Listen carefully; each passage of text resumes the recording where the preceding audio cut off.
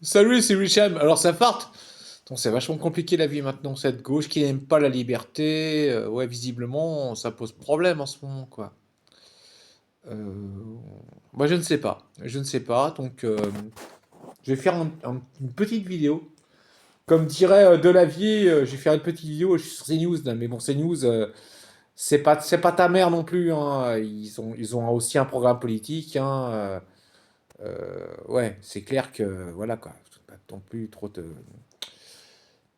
Comment on retourne la vidéo là-dessus? Je sais pas comment faire.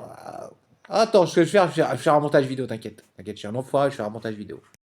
Ouais, je sais si tu veux. T'as vu les punks? À la fin, tu regardes, ça devient chauve. Et pourtant, moi, j'ai rarement porté une crête, hein. Du coup, j'en étais où par rapport à ça? J'ai un peu perdu le fil de la vidéo parce que je suis en train de faire un montage, en fait.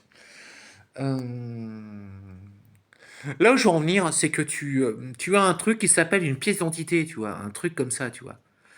Euh, Moi, quand mon fils est né, je suis pointé à la mairie et j'étais dégoûté parce que je suis un artiste. Ouais, il a un numéro de série, mon gamin et tout. Mais c'est vrai, il a vraiment un numéro de série.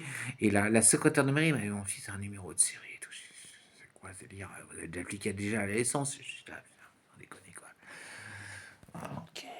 Et ça m'a saoulé de ouf. Putain, faut que j'arrive à cadrer proprement. Mais j'ai pas vraiment envie de... Attends, je vais enlever les lunettes parce que ça fait des reflets. Je suis en train de marquer. Je me vois en live en temps réel. Attends, la vache. Je suis fatigué. Mais c'est pas grave. Le truc, c'est que t'es français en fait. Alors,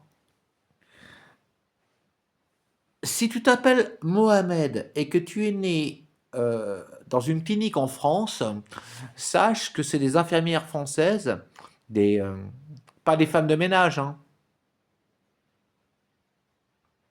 des obstétriciens, hein, des personnes qualifiées qui ont permis à ta maman de te mettre au monde en France.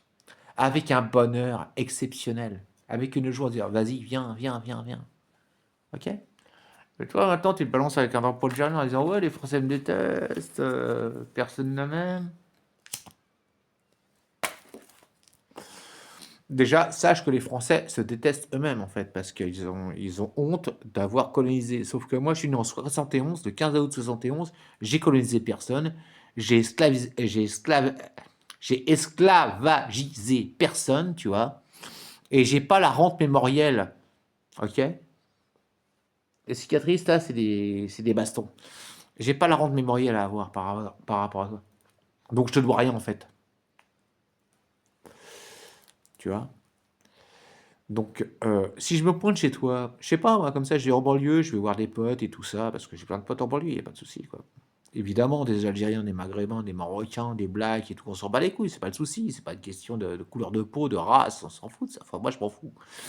Mais si tu te trimbales, si je vois chez toi un drapeau algérien, je vais dire, bah, rentre chez toi, en fait. Si mon pays, tu l'aimes pas, pourquoi tu viens chez moi, en fait? Pourquoi? Pour me rendre vénère? Pff, compliqué, hein. Quoique, quoique là, ça commence à monter. Donc, je vais pas. En fait, cette vidéo, c'est pour Bolette Subsal. En fait, ce mec-là, je suis pas vraiment en phase avec tout ce qu'il dit parce que je trouve un peu prétentieux, mais en même temps, il a le droit. Enfin, je sais pas, il a pas menacé de menace de. Il a pas dit qu'il allait tuer des gens. Il a pas dit qu'il allait faire des trucs de ouf, quoi.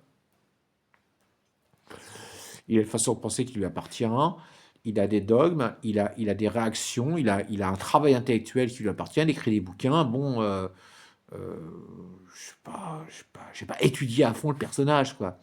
Mais il n'a pas l'air non plus d'un espèce d'assassin, d'hyper-nationaliste. Voilà. Et en plus, maintenant, il est français. Il vient d'Algérie. Ah, ça craint, hein. Ah putain, tu vas faire comment maintenant pour être raciste?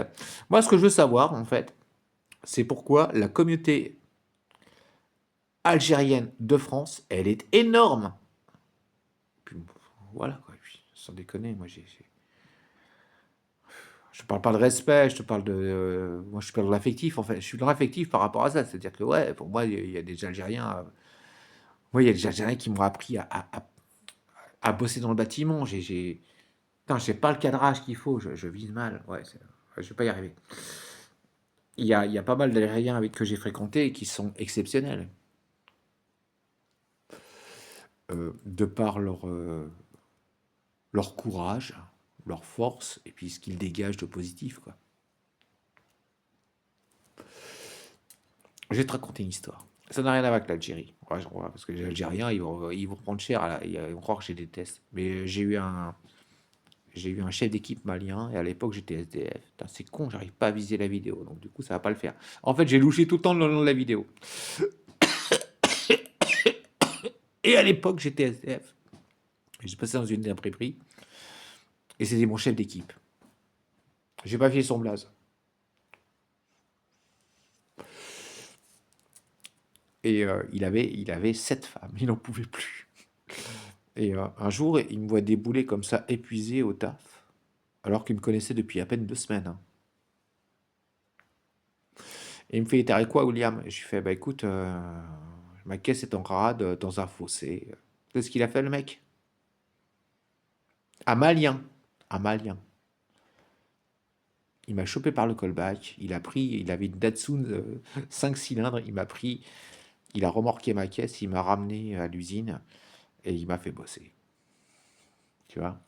Qu'est-ce que tu me parles de racisme, toi? Ferme ta gueule, ton racisme, ça n'a rien à voir avec ça.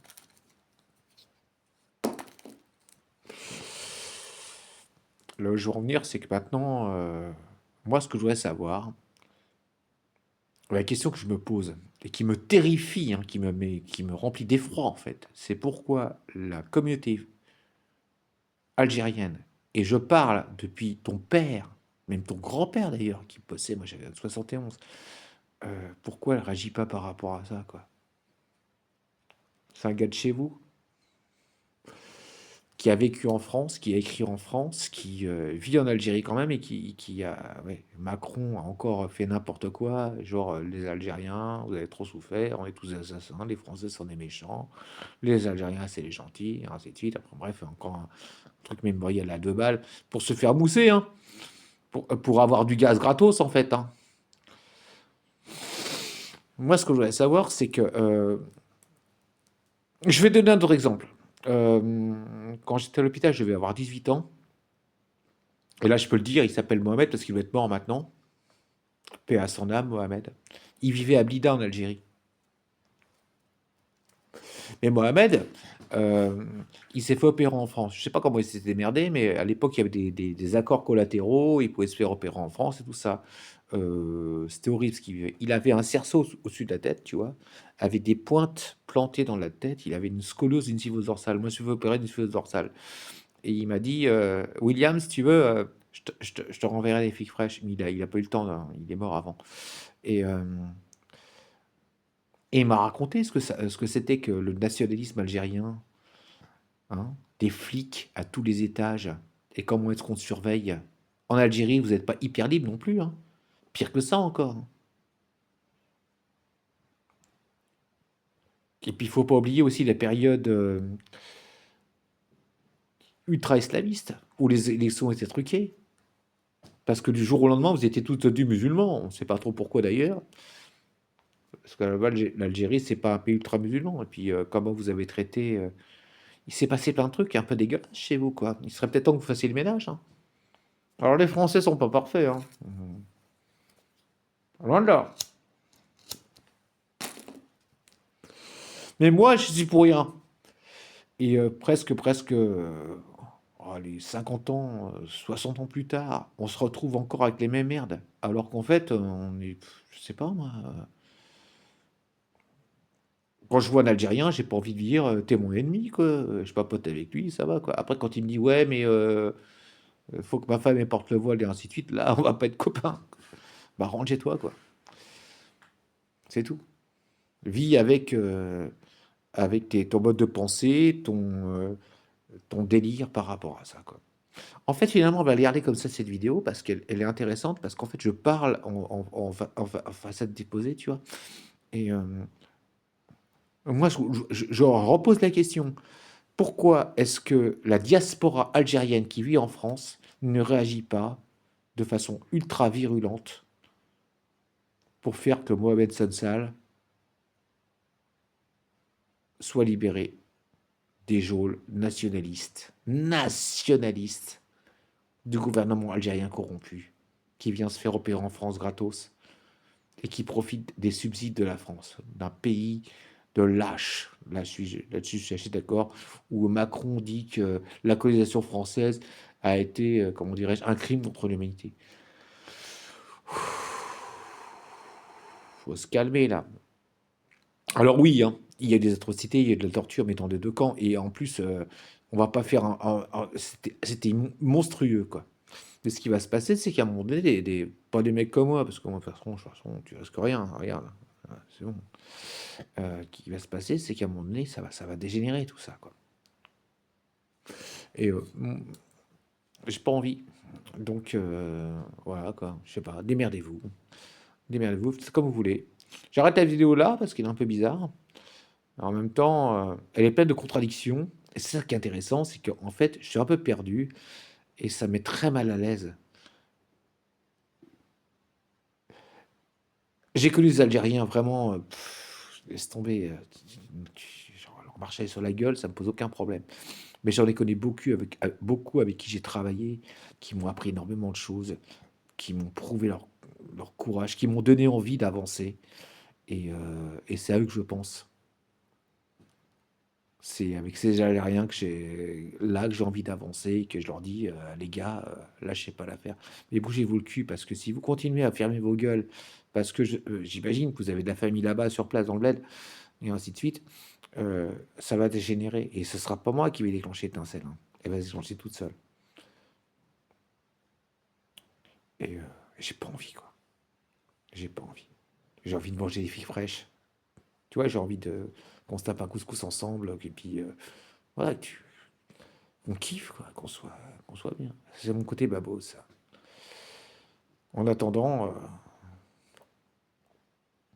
pour moi, c'est sanction. Allez, c'est WHM, à plus dans le bus. Ou Panique Anarchie, parce que les deux vidéos seront balancées sur la même chaîne. Parce que justement, ça fera un dialogue. Et je sais que mes propos étaient un peu virulents, mais je l'ai fait exprès. Mais j'aimerais bien avoir surtout le retour d'Algériens qui vivent en France et qui vivent leur vie euh, sans se dire que les Français sont des ordures, des racistes, des... Je suis né en 71. L'Algérie française, je la connais même pas, moi. De quoi tu me causes, quoi? On est des enfants de tout ça, quoi. On n'est pas responsable de toute cette merde, quoi. Essayez de percuter ça, quoi. On n'est pas la redondance perpétuelle de la haine de nos arrière-grands-parents, quoi. Bon, allez, à plus dans le bus. T'abonnes pas sur cette chaîne. Enfin, si, sur Will, Panic Kalashi, tu t'abonnes. Mais sur Will la chaîne, t'abonnes pas, parce que c'est bon, j'ai mes abonnés, il n'y a pas de souci. Enfin, mes abonnés, enfin, bref. J'ai des gens qui me soutiennent par rapport à les tutos de mécanique. Ouais, ça roule.